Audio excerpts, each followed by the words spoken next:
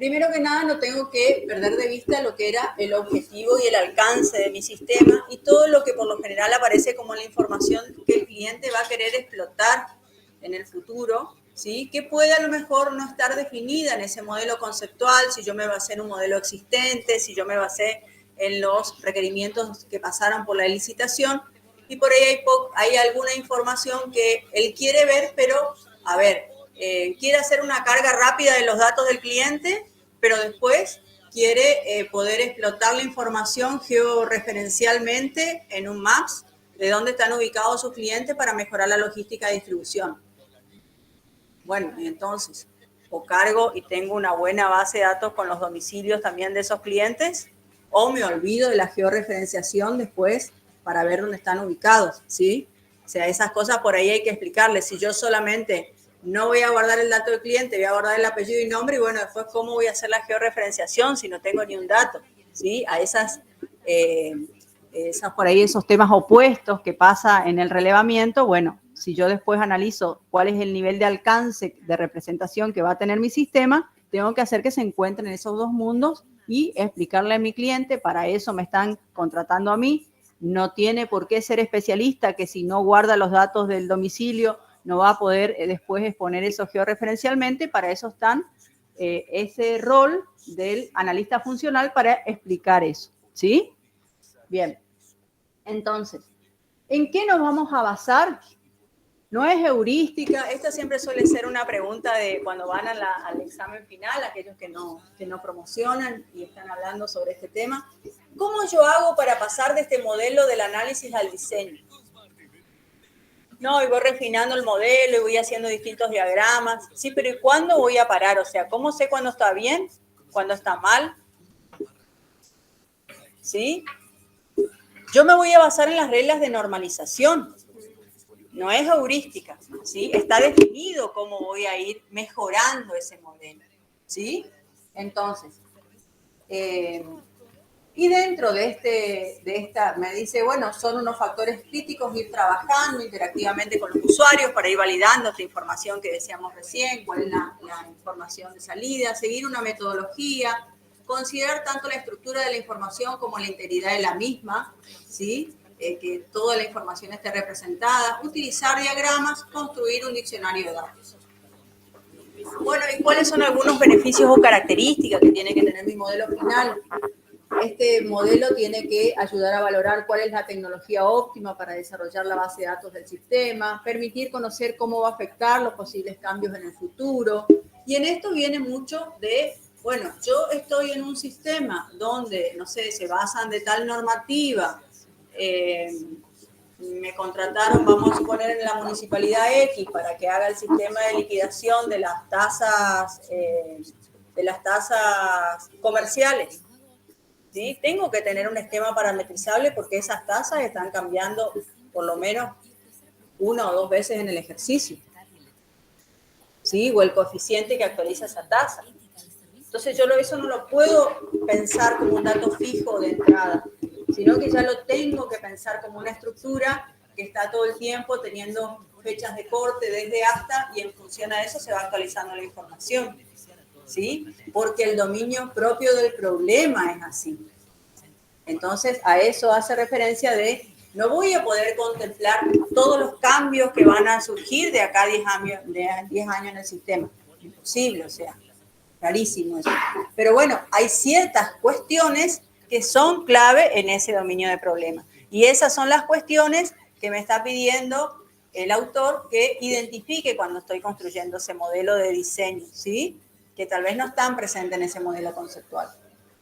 Entonces, este modelo de datos, dice también, facilita la migración de una base de datos a otra. Y esto lo habíamos dicho en el tema anterior, porque por lo general cuando yo me estoy encontrando con un sistema que estoy generando nuevamente, que estoy haciendo una reingeniería para una mejora, etcétera, etcétera, siempre voy a tener que considerar los datos que ya estaban en el sistema.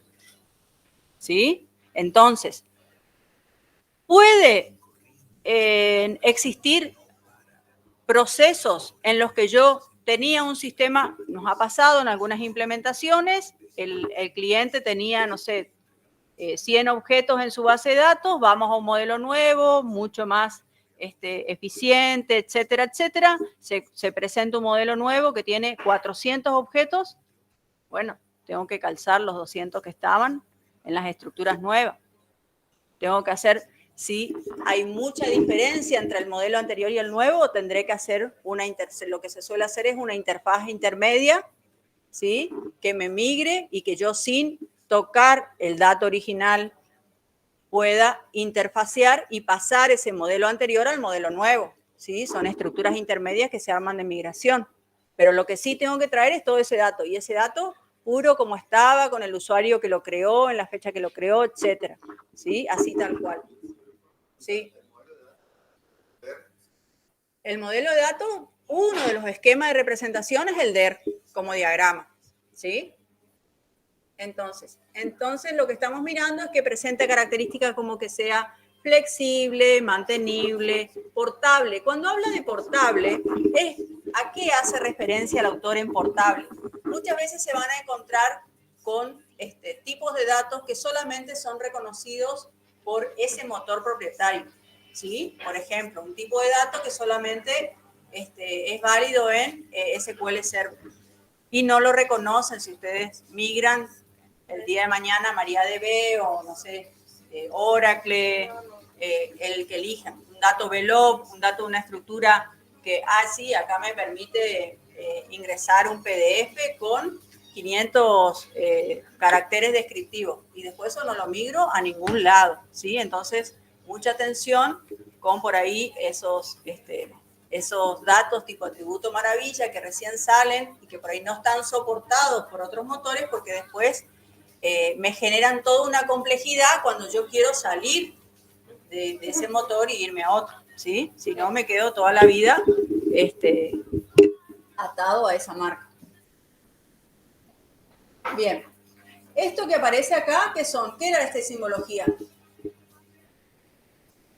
Para hacer el DER, ¿sí? Del modelo extendido de Chen, donde ustedes además de los atributos podían diferenciar entre los atributos, las claves, los nombres de las relaciones, ¿sí? Muy básico, ya acá no vamos a manejar el rombo con el nacido de, sino que van a estar ya las relaciones un poco más pulidas con las flechas, eso esperamos que esté representado en su trabajo de campo cuando ustedes estén trabajando en las guías, y van a trabajar con aquellas representaciones que vayan más tendiendo a este modelo normalizado, ¿sí? ¿Hasta qué nivel? Y mínimamente hasta el tercer nivel de normalización, es lo que vamos a exigir en los ejercicios. Bien, entonces, estas relaciones van a representar asociaciones entre entidades y además, si yo las manejo después como referencias explícitas cuando estoy creando mi modelo en el motor, me va a generar una referencia o una constraint que, por ejemplo, ¿qué no me tiene que permitir? Y no me tiene que permitir que yo ingrese un alumno con un tipo de DNI inexistente, ¿sí? Porque yo definí en este modelo una relación entre alumno y tipo de DNI, ¿sí? Y después si eso no está marcado, muchas veces nos pasa que está marcado en el DER, pero no está marcado cuando ustedes hicieron su implementación real en el motor que eligieron, ¿sí? Y si no está marcada la referencia y no sabe que tiene que controlar específicamente de que ese tipo esté declarado en la otra tabla, ¿sí? Bueno, ese es el foco que hacen las relaciones. Bien. Los roles están haciendo más una representación para que entendamos cómo son las vinculaciones y cómo son estas dependencias funcionales que se dan dentro del modelo de datos, ¿sí? ¿Quién depende de quién? Bueno, vienen a clarificar el modelo. Muchas veces, si tengo un rol dentro de la misma tabla, me pueden mostrar una relación recursiva que yo esté marcando, que es importante generar dentro de la misma estructura, ¿sí? Por ejemplo, cuando tengo un modelo de domicilio, cuando tengo un modelo de provincias y localidades, bueno, podría estar manejando la misma secuencialidad dentro de la misma estructura de las localidades que dependen de tal provincia. Bueno, los atributos, acá tienen para que hagan un poquito el repaso de los atributos y también se presenta un tema que muchas veces se lo toma como un tema menor, que es la cardinalidad. Y la cardinalidad también me maneja una restricción dentro de mi modelo, ¿sí? Si yo estoy manejando una cardinalidad entre 1 y n, me está significando que cuando yo genere esa información en la tabla A, ¿sí?, tiene que existir en la tabla B, donde está vinculado, al menos un elemento del que yo estoy referenciando, ¿sí? Volviendo a nuestro caso del alumno con el tipo de DNI, el tipo de DNI elegido tiene que al menos existir esa o otras variantes del alumno que está referenciando ese tipo de DNI, ¿sí?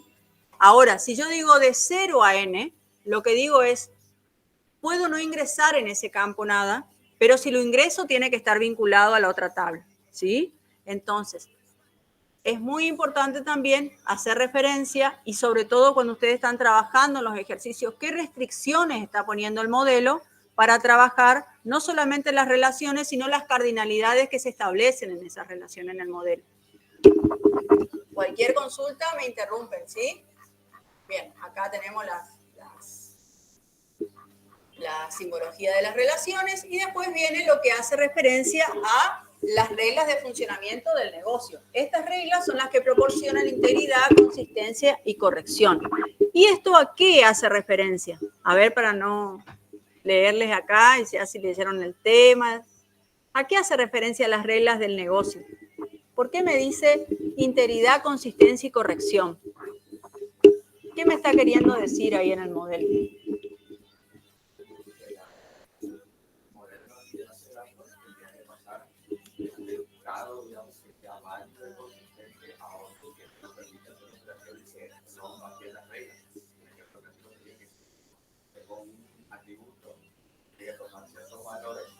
No tendría que salirse dentro del dominio que yo tengo. O si, por ejemplo, yo estoy estableciendo una relación, digo, quiero comprarle un producto a un proveedor y ya establecí, por ejemplo, una compra o un pedido, no puedo agarrar y borrar el proveedor porque voy a estar afectando la compra que yo establecí. Entonces tendría que decir, bueno, ¿qué hago ahí?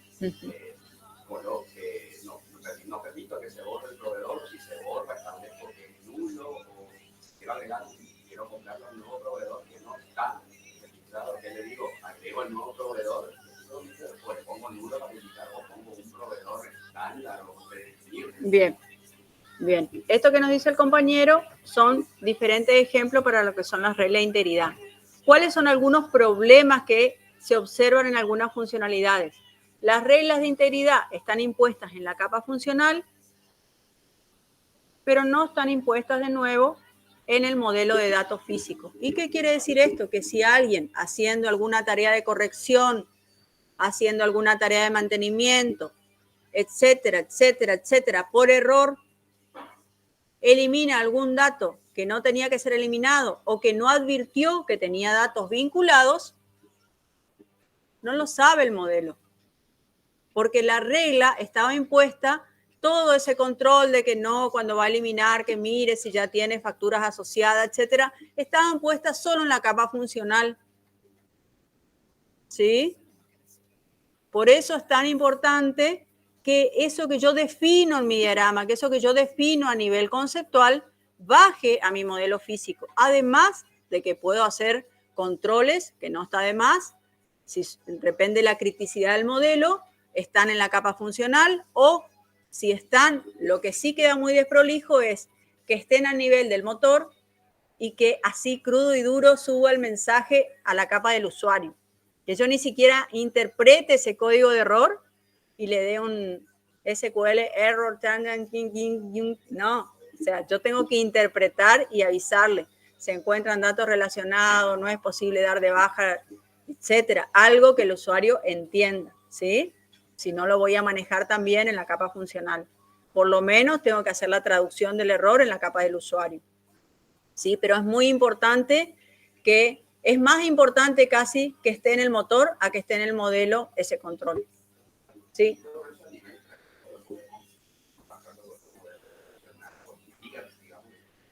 Exacto, ¿sí? tema de negocio. Digamos. Sí, sí, sí, lo podés estar manejando, lo pueden practicar en su trabajo de campo, ¿sí? Bien.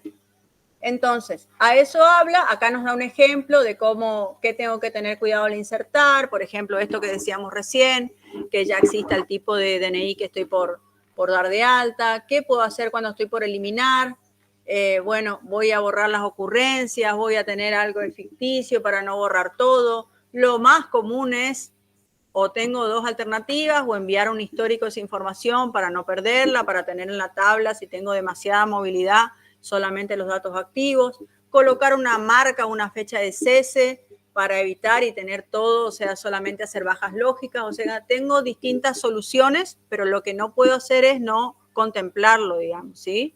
Tengo que ver cómo audito mínimamente en otros esquemas, también se va toda una tabla de auditoría, después estoy,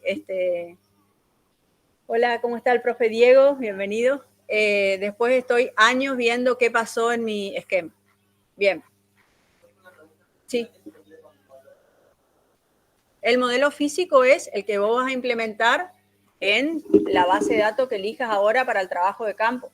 No sé, en MySQL, SQL Server, MariaDB, la que elijas. O sea, las tablas que vas a crear ahí, ese ya es mi modelo físico, mi modelo implementado. Exacto. ¿Sí? Bien. Entonces, acá tienen algunos ejemplos de DER, pero yo les voy a mostrar ahora, en un ratito más, los ejemplos que les traje preparados. Estos son muy sencillos, después se los dejo disponible en el aula. Y los problemas por los que aplicamos normalización. Información repetida, pérdida de información, ¿sí? ¿Por qué? Y por esto que decíamos, no están establecidas las reglas de integridad, las reglas del negocio, no están referenciadas las distintas estructuras, con esto de quién depende de quién y demás, a eso hace referencia. Y ahí empieza con las 4 formas normales, que es lo mismo que ustedes van a estar haciendo, o espero que estén haciendo, con lo que ustedes tienen de su modelo de análisis al modelo de diseño. Van a estar analizando los datos y las vinculaciones, las relaciones, evitando de que exista una redundancia, una duplicidad, ¿sí? Y eso es lo que van a ir mejorando. Bien, acá tienen para recordar las 4 formas normales, que ahora las quiero ver mejor en un ejemplo. Y lo que van a ver en este tema también es lo que corresponde a cuando yo necesito desnormalizar mi modelo. ¿Y cuándo necesito desnormalizar mi modelo? Por lo general, en todas las herramientas con las que trabajo, con tableros de información, tableros de control, explotación de información gráfica y demás, ¿sí? Entonces, yo necesito darle al usuario, para que pueda interactuar con ese tablero, una información que ya esté sumarizada o que esté desnormalizada para que él pueda interactuar. Entonces, no sé, le interesa ver a grandes rasgos en un modelo académico cómo es el comportamiento de los estudiantes por carrera. No tengo el dato individual del estudiante, ya están los datos sumarizados por carrera y asignatura, por carrera y asignaturas y quienes tienen regularizada, cursaron alguna vez, quedaron libres, promocionaron, ¿sí? Es esa información por lo general a un nivel, a alto nivel, para que pueda ser utilizada con fines estadísticos. No me va a cambiar tanto la situación, el nivel de un dato, ¿sí? Porque el comportamiento por lo general me está determinando cómo se está comportando, por ejemplo, la regularidad en una asignatura, la promoción en cierto turno de mesa de examen, etcétera, etcétera, ¿sí? Entonces, no se utiliza por lo general información desagregada a este nivel. ¿Cuándo se usa también, o por lo menos en los modelos que lo hemos usado? Cuando yo quiero ver el comportamiento de deuda de contribuyentes, entonces tengo información sumarizada. Muchas veces se consume en línea, depende el costo que tengan esos recursos. Muchas veces se construyen estructuras intermedias, habrán escuchado lo que son los esquemas LLAP, donde por un lado yo tomo la información, la proceso, la dejo ya sumarizada en un ambiente, desde donde la toman todos estos elementos de tablero sumarizado, ¿sí? Y entonces veo, bueno, hago un corte que corra y que sumarice todos los registros de pago a la madrugada, donde baja la interacción del sistema, y después podamos ver, a ver, si hubo una campaña de recuperación de deuda, cómo fue el comportamiento de los contribuyentes a un vencimiento, ¿sí? Y voy haciendo ese seguimiento de la campaña. O soy un producto que se vende, hay un hot sale y quiero ver cómo va la evolución de las ventas por producto o la evolución de las ventas por zona geográfica. No voy a ir a lo que compró Juan, capaz que no me interesa tan a mínimo detalle. Me interesa ver un comportamiento global, ¿sí? Por lo general se utiliza más en ese sentido. Si yo veo un dato que me está llamando la atención, voy a pedir que me analicen el origen de ese dato para analizar ese comportamiento puntual, ¿sí? Bien, entonces, en este modelo multidimensional hay por lo general un esquema que se llaman esquemas de cubos, donde ya el modelo, como dijimos, está desnormalizado y se presenta como hechos y dimensiones, ¿sí? Hay 3 modelos genéricos que son el de estrella, el de copo de nieve y el de hechos, donde fíjense acá tengo una acumulación de ventas por oficina, productos y meses. Aquí es importantísimo que en el modelo estén determinadas las relaciones, en este modelo desnormalizado. ¿Por qué? Porque si yo no fuerzo las relaciones, el cliente en el tablero cruza A con B con C y el resultado le da cualquier cosa, les aseguro, ¿sí? Entonces acá es importante que yo le permita determinar los juegos de información que corresponden, digamos, ¿sí? Yo le digo que puede hacer y que no. Exacto, ¿sí? Porque si no, les aseguro que las combinaciones que se le ocurren y da, o sea, si yo no tengo idea de que eso no es un valor irreal, estoy viendo cualquier cosa, digamos, ¿sí? Bien, entonces, vamos a ver esos 3 esquemas, el de copo de nieve, el de estrella y por último el de constelación, donde fíjense acá por mes yo podría navegar en estas relaciones y explotar muchísimo más la información que necesito. Entonces, ¿qué vamos a intentar? Primero, pasar a un buen esquema normalizado. ¿Con qué? ¿Con qué normalizamos? ¿Con qué mejoramos el diseño para implementar un modelo de datos físico? ¿Qué dijimos? ¿Pero con qué técnica? ¿Cómo hago?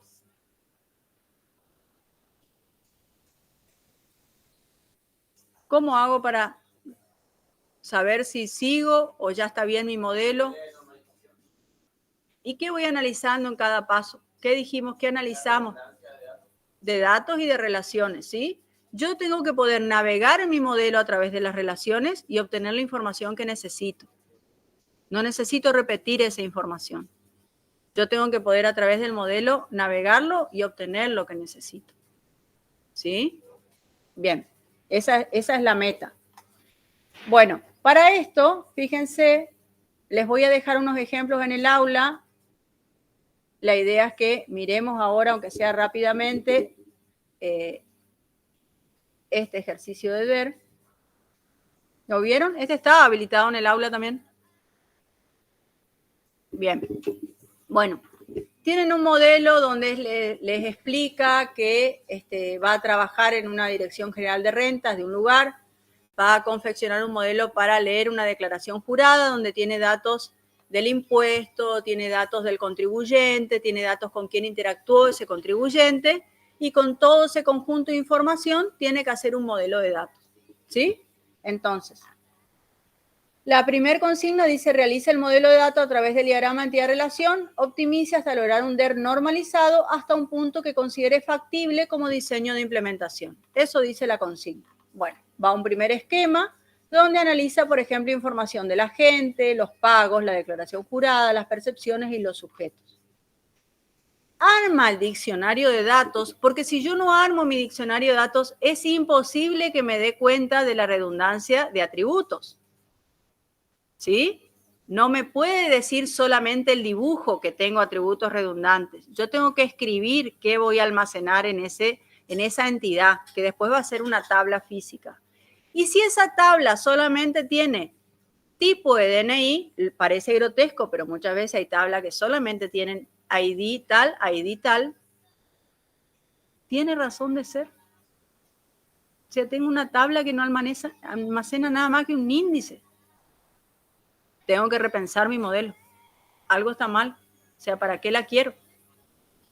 Hay una clave que corresponde a otra entidad. Bien, entonces, van a ver diferentes cosas en este ejemplo. Acá vuelve a analizar los atributos y dice, bueno, tengo información que parece que va a empezar a estar repetida en cuanto a su contenido, ¿sí? A nivel de que yo tenga distintas instancias de información, ¿sí? Porque hago una prueba de escritorio y detecto eso. Si no, tampoco no me doy cuenta. Entonces, para eso pasa a un segundo modelo donde dice, bueno, tengo personas, el agente, ya sea de percepción o de retención, termina siendo alguien que tiene un quit, un nombre y un apellido o una razón social, entonces puedo llevarlo a un lugar genérico y puedo trabajarlo como una persona, ¿sí? Y vuelve a hacer esa diferencia y vuelve a hacer el diccionario de datos de esa información con una prueba de escritorio. Ahora, cuestiones que empiezan a ser importantes. Primero, una cosa que parece una pavada, que va a decir, no, me va a recalcar eso, pero lo hemos visto muchas veces, es, en persona se llama persona quit y cuando va a la declaración jurada se llama declaración jurada persona quit. Con eso, si yo lo analizo a nivel sintético en el motor, lo ve como dos atributos totalmente distintos, porque se llaman distintos. Ahora, ¿a quién pertenece el dato? A persona.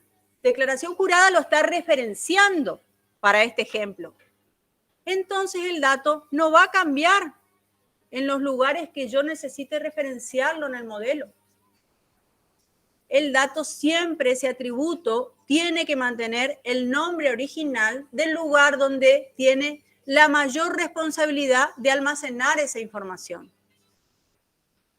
Si yo tengo persona quit y declaración jurada persona quit, y yo puedo entender que ustedes guardan de nuevo el quit en la declaración jurada. Con esto, si mañana advierto de que un quit estaba mal cargado, lo cargué en persona, no me acordé que tiene 10 declaraciones juradas asociadas, no cargué en la declaración jurada, en un lugar, la empresa X tiene el quit 30999 y en declaración jurada, la empresa X misma tiene el quit 30888. Y no sé si tienen la misma razón social, son iguales, son distintas, lo tengo que intimar, después a quién intimo, al del 88, al del 99, ¿sí? Entonces, a eso tiene que tender mi modelo, que la base esté cuidada, que la información esté unificada y esté en un único lugar. Y que aquellas entidades que tienen la mayor información sobre ese atributo sean las responsables de administrar ese atributo. En este caso, persona es la responsable de administrar el quit, el apellido, el nombre, la razón social. Y eso se tiene que consumir desde todo el modelo, pero haciendo referencia a esa persona o ese quit como hayan elegido identificador, ¿sí? Esas son las cuestiones que tienen que cuidar en el modelo de datos. Bueno, el ejemplo sigue y va analizando, le aconsejo que lo miren, ¿sí? Va analizando, va generando las claves primarias, las claves secundarias, baja un tercer modelo, baja un cuarto modelo porque dice, bueno, empiezo a diferenciar los domicilios. Y después vemos que tienen el trabajo de campo, un campo domicilio, y ahí pusieron todo. La calle, el número, la localidad, la provincia. Con suerte está el código postal aparte. No. Yo no puedo tener un atributo multivariado a esta instancia. Yo tengo que tener atributos atómicos en todas mis estructuras. Si no, está muy fuera de normalización mi modelo.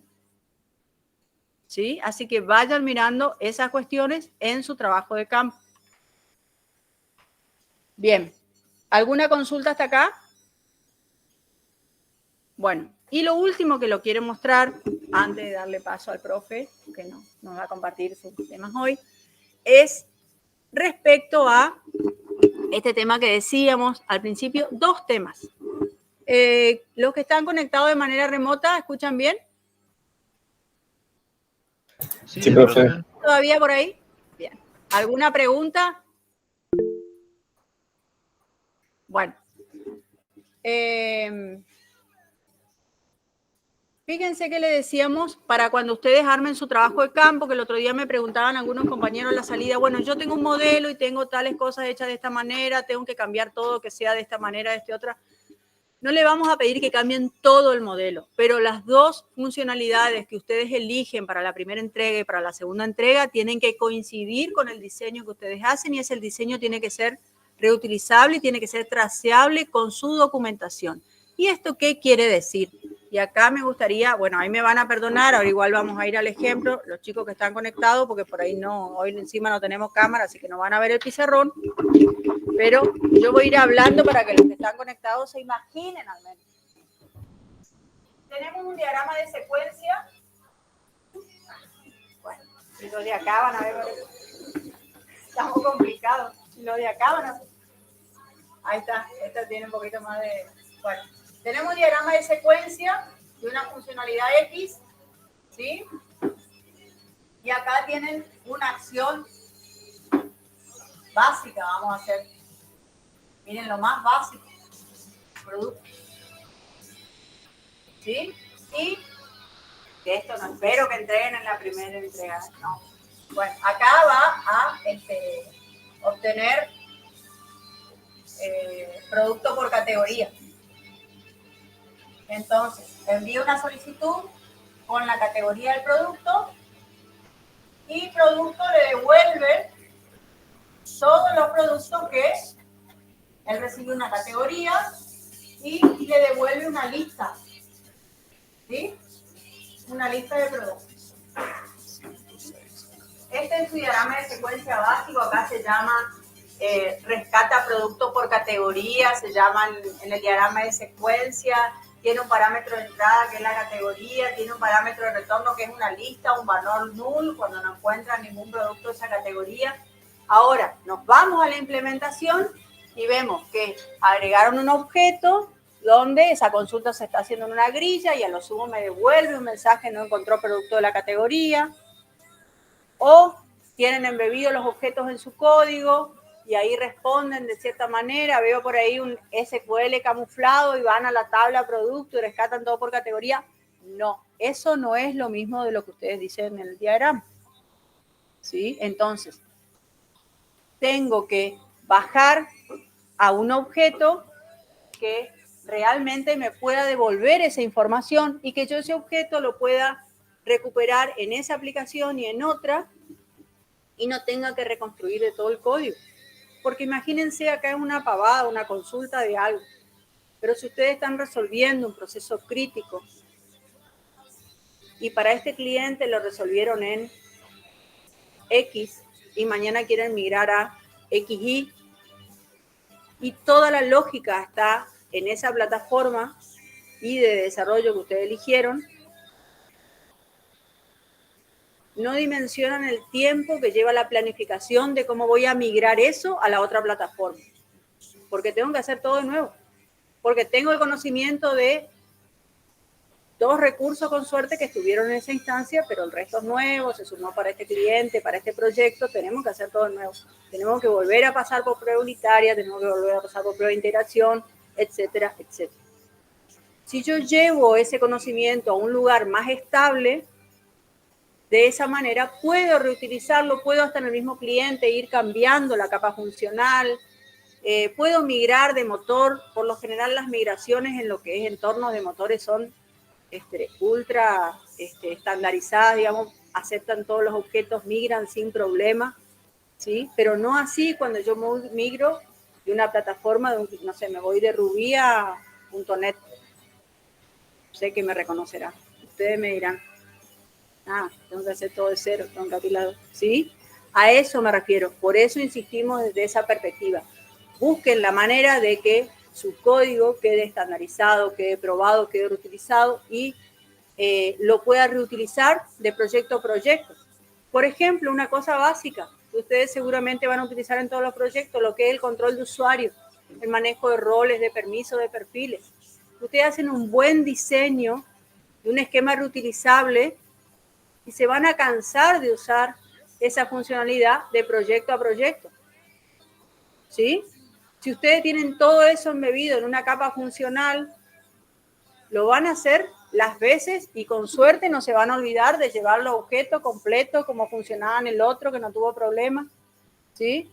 A eso hace referencia. Entonces, si por ahí no tienen la práctica de trabajar con una forma, que es la que nosotros les inducimos acá, hay otras, una forma es trabajar con un procedimiento almacenado, con una estructura parametrizable que actualice esa información de la estructura, que también la consulte, y de esa manera también, si para este cliente la tabla personas tiene 5 atributos y para aquel cliente que era mucho más especializado, la tabla persona tiene 15 atributos, mi funcionalidad básica no cambia porque yo lo que expongo es solamente la parte pública y lo que quiero devolver.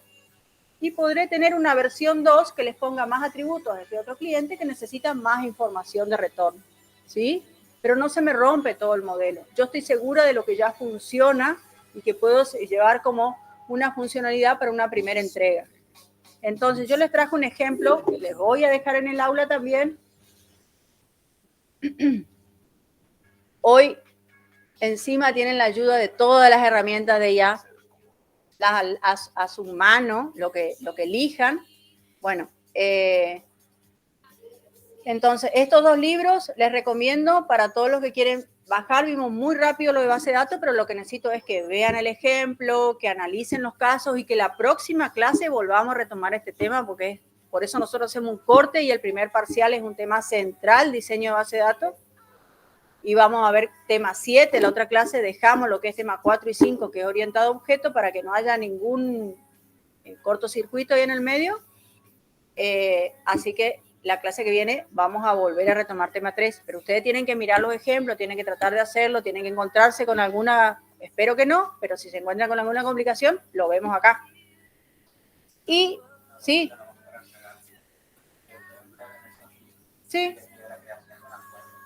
estos links están, cuando ustedes entran a Moodle, ¿sí? Vieron que abajo dice biblioteca digital. Están ahí, son libros que están vinculados y estaban los 2 disponibles en PDF. Así que si vos estás logueado a Moodle, vas a ver en el lado izquierdo, donde te aparece algunos novedades y demás tutoriales, ahí podés ingresar a la biblioteca.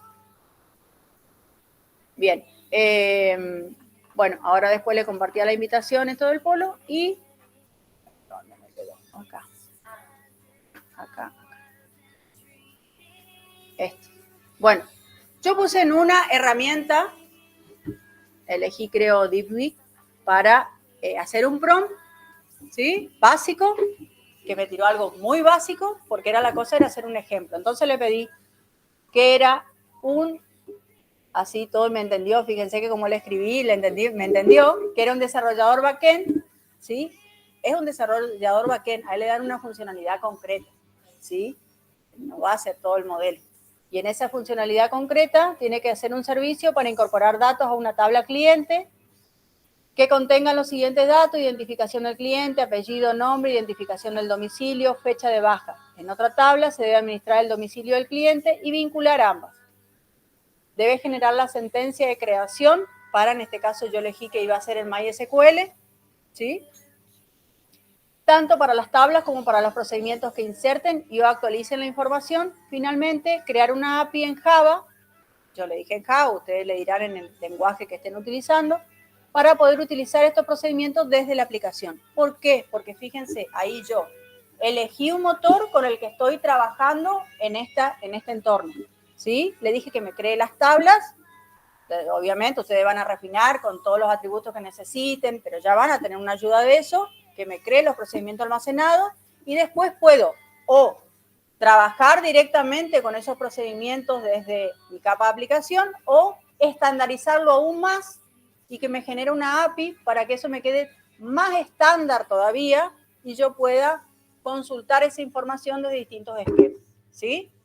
Ahí verán ustedes cómo prueban. Bueno, y eso es el primer esquema, que para mí tiene mucho más que mejorar, pero bueno, tendría que haber mejorado mi prompt, ¿sí? Yo le pedí, él me hizo lo que yo le pedí. Bueno, me creó la tabla, el script. Ustedes abren un SQL, corren su script y ya les genera automáticamente la sentencia de creación de las tablas con los datos que pueden ser no nulo, obligatorio, todo eso tendría que agregarle. Me genera primero lo que es correspondiente a domicilio, luego me generó lo correspondiente a provincia y fíjense, me generó la foreign key porque yo le dije que van a estar vinculadas por ese campo. Entonces, esto es lo que decimos forzar en el modelo, que ya crear la foreign key para ir a esta integridad, a este modelo de negocio, esto que decíamos al principio, ¿sí? Si yo no tengo la foreign key creada, no son por el mismo nombre, bueno, ya le voy sumando complejidad a mi modelo. Después, armó los procedimientos almacenados. En algunos casos, algunos motores les van a permitir hacer paquetes, eso es lo que más se asemeja.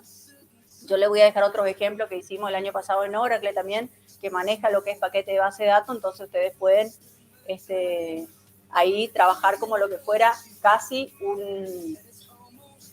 una clase, ¿sí? Porque agrupan todo lo que es persona en un paquete persona, todo lo que es domicilio, todo lo que es deuda, inscripción, etcétera, agrupan por grupos funcionales, digamos. Ahí lo asemejan lo más factible a su diagrama de clase, aunque sigo en un modelo objeto relacional para el motor.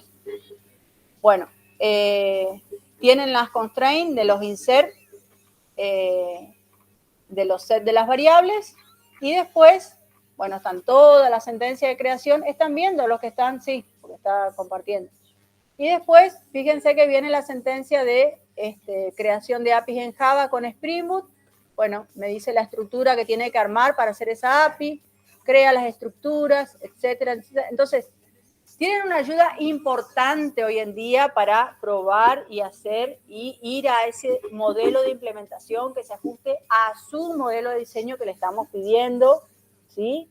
En la asignatura, para que lo prueben, lo analicen y vean cómo va a ser un modelo mucho más mantenible. Está bien, acá lo van a ver el ejemplo en un diagrama chiquito, en un caso chiquito de su trabajo de grupo, pero la idea es que se empiecen a integrar con estas formas de construcción para que lo que ustedes construyan sea mucho más mantenible, sea más reutilizable, esté estandarizado y trabajen de una manera más ordenada y organizada también, hasta dentro de sus propios proyectos, ¿sí? Lo digo por ahí, si trabajan en un ámbito donde ya se trabaja de otra manera, bueno, yo me tengo que adaptar a esa cultura de trabajo que tiene lugar, porque se trata de estandarizar las formas de trabajo, pero si yo soy un desarrollador que está iniciando, quiero trabajar mis proyectos independientes de esa manera, en una fábrica de software, en un grupo de trabajo, les recomiendo que vayan por estas tendencias que son más reutilizables, más parametrizables, porque ustedes mismos van a ver en la secuencia del tiempo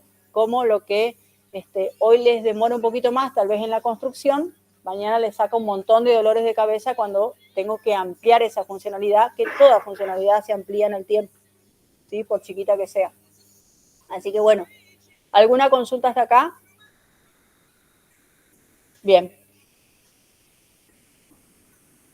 Bueno, no se olviden, si ustedes utilizan ChatGPT, la que utilicen, Copilot, después referencia en su trabajo, bueno, que utilizaron, se crearon las tablas, pero van a ver que les va a dar una ayudita para avanzar en algunas cuestiones. Aquel que ya recuerda de programación orientada a objetos, de base de datos, de taller, que ya también están usando APIs y demás, la creación, no le hace falta, no lo necesitan, pero aquel que no lo realizó todavía, por ahí es una ayudita que les sirve para acortar los tiempos, ¿sí? Cuando ustedes por ahí empiezan a hacer uso cada vez más de esa forma de trabajo, yo hoy veo esto y digo, bueno, sí, tiene un montón de cosas para mejorar este código. Porque acuérdense que les trae el código más generado, no el más performante, ¿sí? Eso lo tengo que customizar yo al prompt, o esa es la parte en que yo sumo mi conocimiento a lo que él, bueno, ya me dio un avance, ahora lo mejoro, ¿sí? Ahí está la estrategia que ustedes utilizan. Pero bueno, por lo menos una ayuda. Por lo menos no parten de cero, aquel que pensaba en partir de cero. ¿Sí? Bien, bueno, retomamos el tema 3, la otra clase. Le damos la bienvenida al profe, le dejo mientras también ya acá, antes que nos corten en un rato más la asistencia.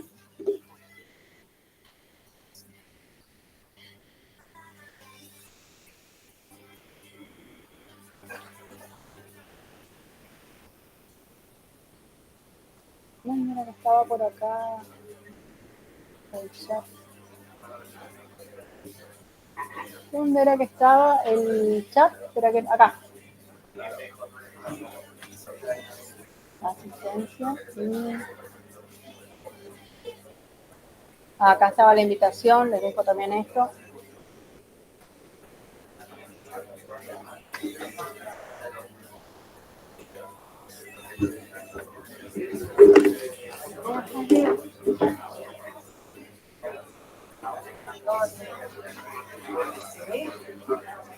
Bueno, le damos la bienvenida al profe Diego. Hola, buenas, ¿cómo están? ¿Todo bien? Con el profe trabajamos en la cátedra todo lo que es habilidades blandas, que también es muy necesario. A veces Pero con otra hasta, propuesta.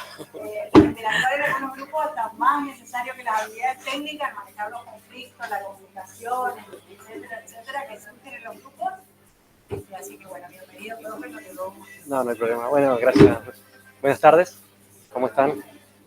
Bueno, como señaló la profe, mi propuesta es totalmente diametralmente opuesta, digamos, a lo que vienen trabajando como algo específico en la asignatura, pero no lo digo yo, sino que hay un montón de compendios y estudios vinculados a la formación de ingenieros y licenciados que supone la importancia, digamos, pone en valor la importancia de la formación genérica, blanda, bueno, va a asumir distintas denominaciones según los autores o según la lectura que tengamos. La idea por ahí es trabajar, nos queda un tiempito, pero para poder incorporar algunos planteos, algunas visiones respecto de la relevancia de la formación complementaria, que ustedes se puedan llevar algunas inquietudes y también hacer como una suerte de reflexión personal respecto de qué aspectos pueden mejorar como para empezar a fortalecer la dinámica de los equipos. Sé que están trabajando ya en sus proyectos de manera colectiva. ¿Cómo vienen con eso? Digo, en términos relacionales. ¿Hay dificultades? ¿No? ¿Va todo sobre rieles? Bueno, también sincerarse es parte de la... Ser sincero también es parte de la importancia del trabajo colaborativo y cada vez más en tendencia. Así que yo voy a presentar algo brevemente y...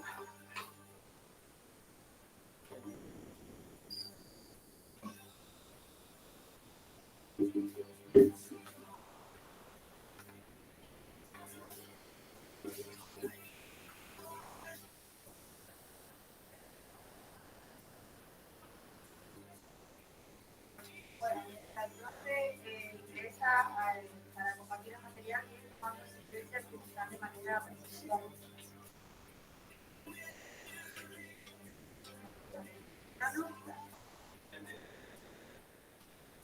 Yo vi a Álvaro.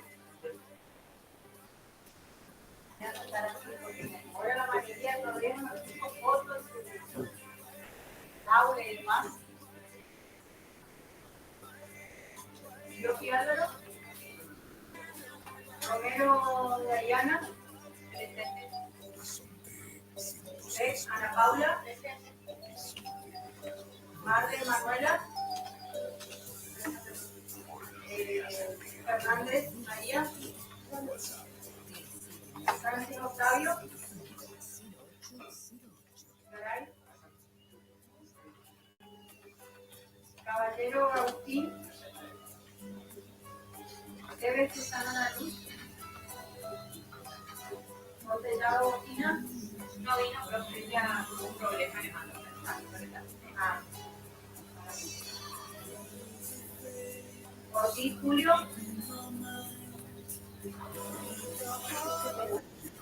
Presente, profe, estoy remoto. Está remoto. Sí, así dice, por favor. Gracias, profe. Fátima. Para ver si están atentos. Cabrero Romani. Blanco Fabián, que todavía había un par. Miguel José estaba remoto. Presente, profe. Lo dejamos al profe. Pues seguimos con la gente. Bien. No hay problema. Bueno. Como les decía, por ahí lo que yo vengo trabajando y mi formación no es de sistemas justamente, sino que un poco mi tramo formativo y a lo que me dedico es más basado a la gestión de recursos humanos y su relevancia transversal en todas las formaciones en algún punto, porque nos toca de algún modo hacer esos vínculos entre la formación y el trabajo y después las inserciones profesionales de diversos perfiles. Entonces, bueno, mi incorporación a la carrera y a una asignatura particular refiere a esa formación específica y a esos saberes genéricos que tenemos por ahí muchas veces los formados en esa línea. Bien, ahí creo que están viendo todos. La propuesta o lo que vamos a trabajar muy rápidamente son poder pensar o reflexionar respecto de las competencias genéricas de los perfiles de los profesionales informáticos, en su caso particular, digamos. ¿Cuál es la idea o cuáles son los contenidos principales? ¿A qué llamamos competencias genéricas? ¿Qué entendemos por competencia primero y después qué son competencias genéricas? Algunos conceptos o alguna idea general del trabajo en equipo y sus principales características. La relevancia del trabajo en equipo en las organizaciones actuales. La relevancia para poder pensar proyectos de manera colaborativa, no solo en instituciones formales, sino también, como decía la profe hoy, esta idea de poder generar a través de proyectos independientes, propuestas, pero generalmente o habitualmente revisten un carácter colaborativo, al menos con una persona más, ¿no? Se da cada vez y con mayor frecuencia esta situación de que no todos, o se va perdiendo la ultra especialidad por aquellos profesionales que logran integrarse. O sea, se pone más en valor la capacidad de integración que aquel ultra especialista que no, de algún modo, pone en conocimiento sus saberes. Entonces vamos a ver cada vez más proyectos, startups, digamos, empresas pequeñas, organizaciones pequeñas que nacen de la idea de 2, 3, de manera asociativa. Y algunas pautas tipo decálogo para pensar el trabajo colaborativo, en equipo y demás, en el marco de, bueno, cada vez más exigencias de respuestas ágiles, formas de trabajo ágiles. ¿No? La primera pregunta o la idea que dispara un poco la presentación es qué entendemos por competencia, ¿no? Y nos refiere a esta idea de competencia de dos personas compitiendo o un grupo de personas compitiendo respecto de algo, sino todo lo opuesto en algún sentido. ¿Sí? Las competencias de algún modo hay una suerte de descripción teórica, digamos, a qué refieren, pero básicamente para no extenderme demasiado, refieren a una suerte de capacidades o formas de poner en valor esos saberes y poner en práctica particularmente los saberes. ¿Sí? Hace referencia no solo al concepto de saber, sino al saber hacer. Como les decía anteriormente, va quedando atrás la idea de aquella persona profundamente conocedora de algún tema en particular, por aquella persona que tiene la capacidad de, por más mínimo o acotado que sea su saber, poder ponerlo en práctica, resolver problemas, dar respuesta a las demandas. Habitualmente está pensado este concepto para el ejercicio profesional, ¿sí? No se piensa o no se habla de competencia cuando uno tiene que resolver cuestiones personales, sino hace referencia a la idea de dar respuesta de tipo profesional, ¿sí? Por eso justamente dice que están referidas a un contexto profesional, es decir, a una situación específica donde la persona tiene que desempeñarse y que refieren a una suerte de saberes y desempeño profesional donde la persona debe demostrar cierta idoneidad técnica, ¿sí? Esa es la idea general. No me quiero detener demasiado para poder revisar todas las ideas. ¿Por qué hablamos de competencias? ¿Por qué hablamos o por qué incorporamos la cuestión de poder pensar la formación más blanda, si se quiere, dentro de las ingenierías, de las carreras de licenciatura, no sé, tanto informática, sistemas, computación, independientemente de la denominación que asuman y la orientación que tengan? Bueno, justamente porque la revisión de las inserciones profesionales de los graduados en esa línea muestra una muy buena formación técnica con un complemento de debilidades, si se quiere, en el ámbito de las competencias sociales, éticas, políticas, comunicacionales. En este caso, y el texto que de algún modo forma parte de la carrera y sobre la cual se revisó el plan de estudio, sobre la cual se revisan algunas asignaturas, es un texto que reúne información de un grupo de decanos que integran un consejo de ingeniería donde han hecho informes e investigaciones en todas esas carreras, identificando esta situación para todas las carreras de ingeniería, no es solamente para aquellas que están vinculadas a la ciencia de la computación, a la informática. Digo, todas en algún punto demuestran o se evidencian dificultades, ¿sí? Que son resolubles en el tiempo desde ya, obviamente. De ahí vienen las revisiones de planes y programas, pero que a priori, sobre todo hacia la década finales de los 90, a principios de los años 2000, evidencian todavía dificultades en el desarrollo de las competencias blandas. ¿Sí? Solamente para diferenciar entre las tecnológicas, son aquellas que, por ejemplo, desarrollan en esta asignatura. ¿Sí? Todas esas competencias tienen una profunda formación tecnológica y forman los pilares y las bases de la carrera y de su paso por las asignaturas y la formación completa, digamos. Pero no deben descuidarse, señala el texto, no deben descuidarse las competencias sociales, políticas, actitudinales, éticas, que hacen los profesionales también, ¿no? Cada vez más se discute la formación ética de los profesionales en todo sentido, ¿no? Habrán escuchado, no sé, cosas que uno no las vincula de manera directa como la formación ética, pero que hacen parte, la gestión de los residuos, digo, el uso de la IA y su vinculación con el agua, ¿no? Tanto con esto del estudio Gilby y demás. Bueno, hacen un poco a la formación ética también de la profesión y saber qué lenguajes utilizar, qué tipo de consumo energético emplear, qué tipo de insumos se van a comprar para que tengan mayor duración, qué vamos a hacer con esos insumos cuando pierdan su vida útil. Bueno, digamos, todas estas discusiones forman parte hoy de discusiones o ideas que los profesionales deben tener, ¿no? Ya no solo sirve dar respuesta a problemas puntuales de la formación, sino entender la formación como algo más global, ¿sí? Y van a ver que si, no sé si es el caso de alguno, pero si así fuera, se incorpora a una empresa de carácter multinacional, esto es básico, digamos, ¿no? Estas discusiones son básicas, están sentadas las bases de las políticas ambientales, de las políticas de reciclaje, de las políticas de compra, de las políticas de uso energético, solo por mencionar algunas, ¿sí?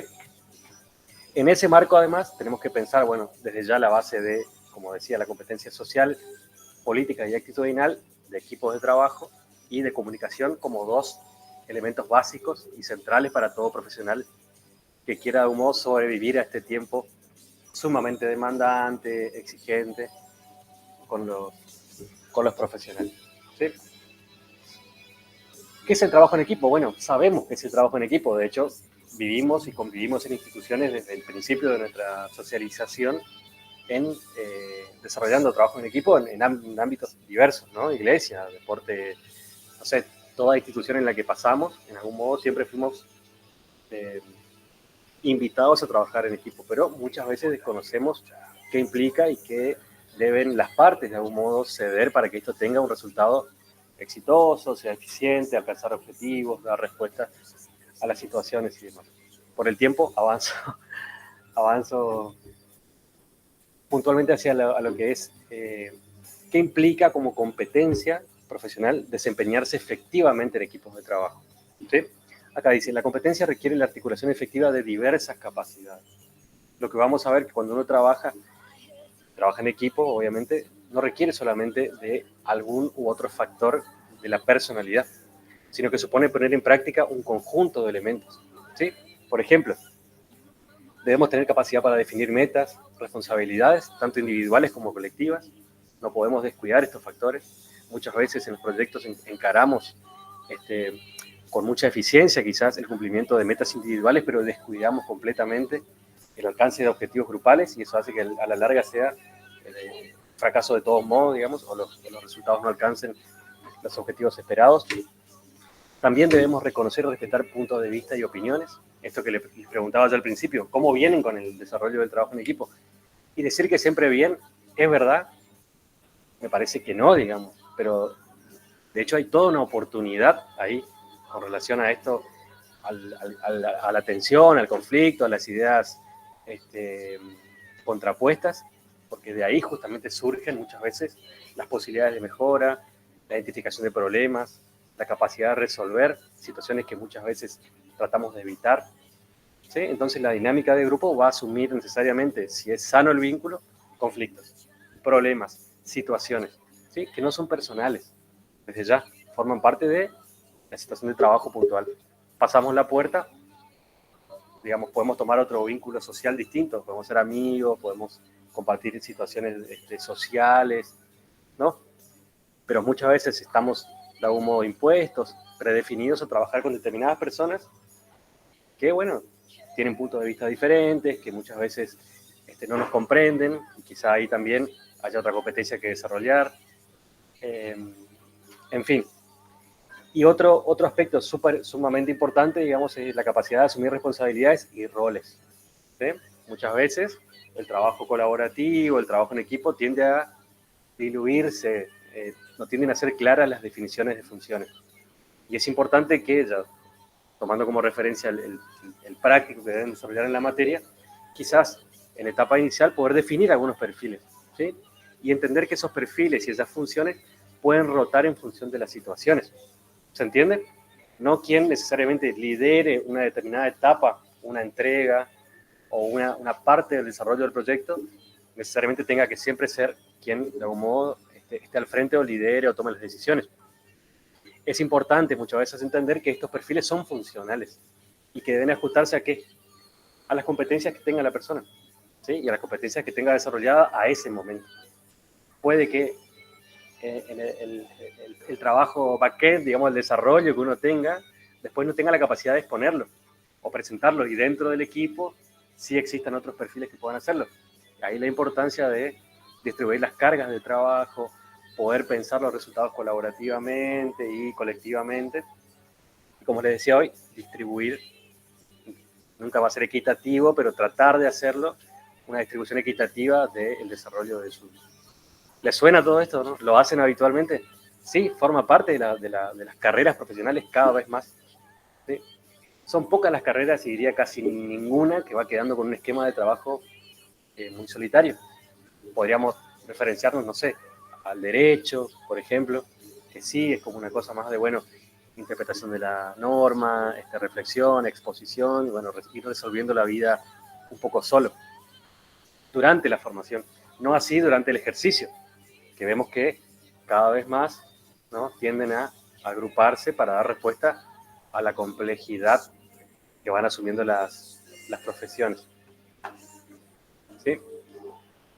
Bien, esto es un trabajo que hizo el Instituto Nacional de Educación Técnica, que de algún modo lo que trataba era de explicar cuáles van a ser las principales demandas de las demandas profesionales de la década del 20, digamos, ¿no? Poder pensar, el 2020 obviamente fue un año de mucho cambio con relación a lo que uno proyectaba, pero fíjense, y por eso lo sigo trayendo a presentarlo, digamos, la importancia de cómo esos trabajos de investigación muchas veces pueden hacer una lectura de algún modo futurista, si se quiere, con relación, o validan esas hipótesis de cuáles son las competencias profesionales requeridas para el futuro en Argentina. ¿Sí? Vamos a ver que las habilidades críticas, es decir, aquellas que van a ser o que son necesarias, revisten justamente habilidades o competencias blandas, ¿sí? Al igual que las habilidades emergentes. Las habilidades cuello de botella, aquellas que no se pueden, que se requieren, pero que no se pueden resolver, no hay profesionales o no hay en su mayoría profesionales que puedan dar respuesta. Iniciativa, visión estratégica, capacidad de análisis, entrenamiento y formación de equipos, motivación, siguen siendo en algún punto, y no lo digo yo, sino que forma parte de lo que plantea el sector privado muchas veces, necesidades formativas, y obviamente las habilidades declinantes refieren un poco más hacia las destrezas manuales, ¿sí? Producto de, bueno, un decrecimiento fuerte de la industria y un desarrollo de los servicios muy importante. Entonces hoy, si uno encuentra 50 años atrás, mayoritariamente la gente intervenía en procesos manuales de trabajo. Hoy nos encontramos trabajando cada vez más a través de procesos intelectuales, ¿no?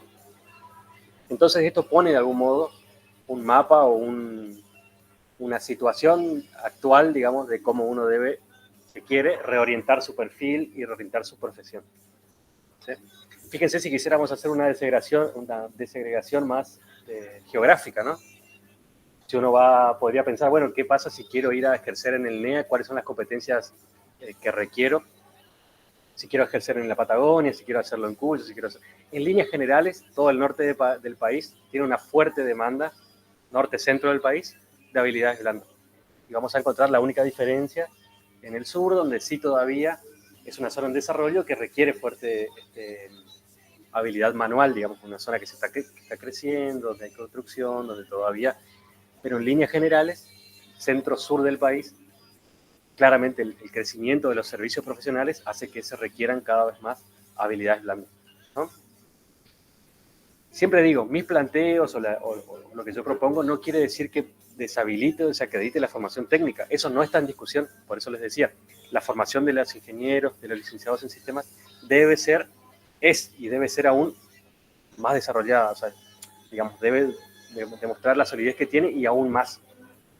Pero sí se considera, y es algo de público conocimiento, digamos, de que hay que fortalecer las competencias sociales, éticas, actitudinales de estos profesionales en esta línea.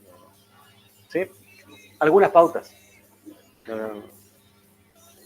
Lo que un poco fuimos tocando en algunas partes de la presentación. Si van a trabajar en equipo, ¿cómo podemos arrancar para fortalecer este funcionamiento y para que podamos alcanzar objetivos? Establecer misiones y propósitos. Es súper sencillo hacerlo. La profe dijo hoy, así como nos asistimos para la inteligencia artificial para el desarrollo de infraestructura, para el desarrollo, digo, en todas las áreas, la gestión de equipos y los recursos humanos también lo hacen. Entonces también podemos ahí establecer un prompt para definir algunas pautas de funcionamiento, ajustarlo, obviamente, a nuestros deseos, necesidades, objetivos, y tenemos unas pautas de trabajo para guiarnos, ¿sí? Tener claras las funciones a desempeñar, comunicarse con eficacia, esto de, bueno, no evitar conversaciones incómodas, no evitar las opiniones, ser frontales, poder decir los puntos de vista, aspectos a mejorar, siempre de marco de respeto, digo, siempre desde un comportamiento propio de un universitario, pero el equipo supone, para que las cosas funcionen, ser sincero, plantear las disconformidades, plantear los puntos de vista, lo cual viene directamente asociado al tema siguiente, gestionar los conflictos, ¿sí? Que por sí no son malos, sino que justamente la gestión de eso supone una posibilidad, como les decía hoy, la posibilidad de mejorar, de encontrar ahí puntos para fortalecer el funcionamiento.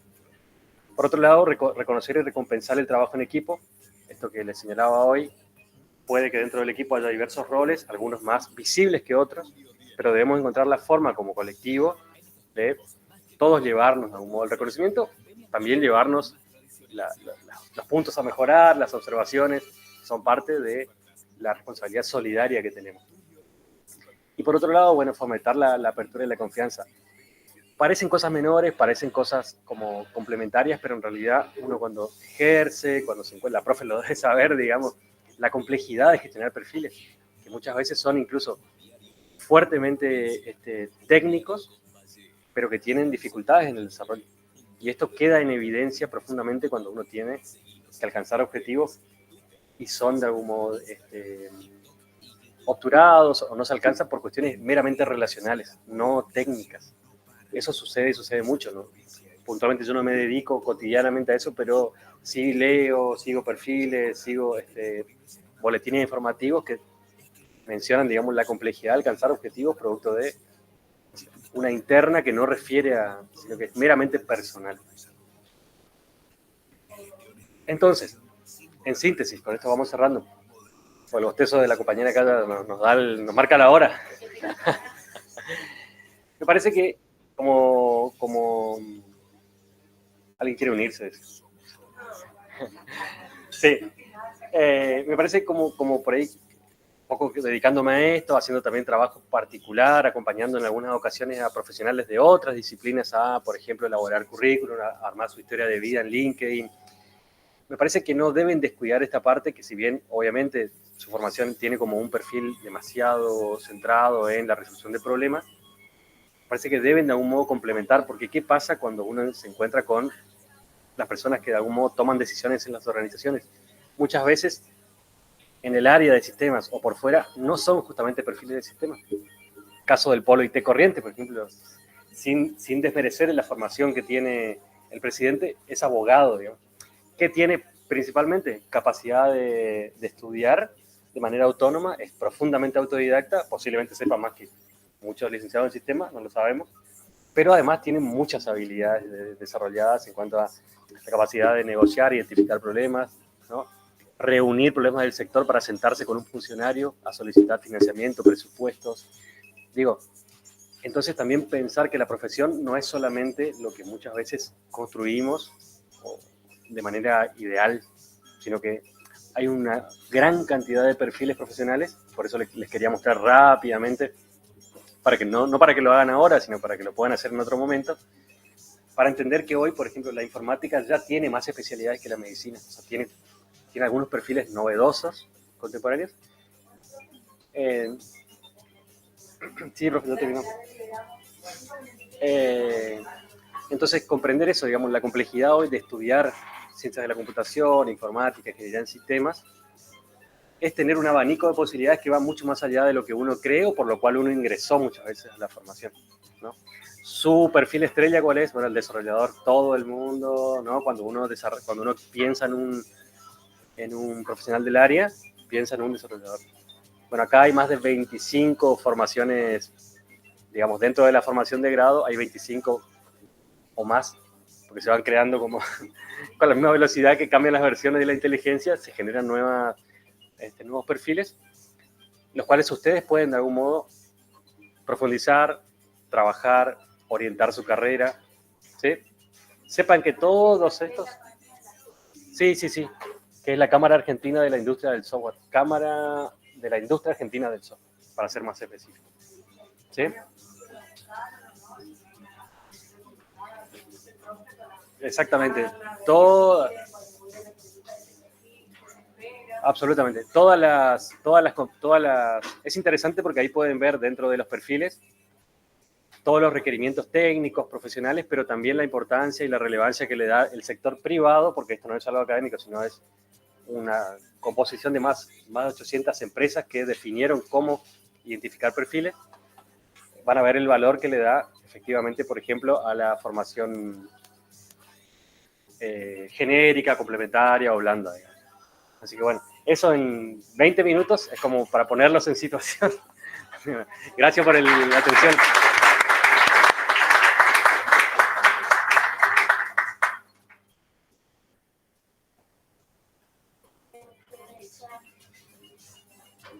Yo me acordaba mientras daba el ejemplo, no sé si a usted les pasó, pero por ahí suele ocurrir, como decía, por ahí es lo actitudinal. Entonces, vamos a un despliegue en test y le va a hacer el despliegue y dice, bueno, pero esto no me funciona, y el desarrollador de mi máquina funciona.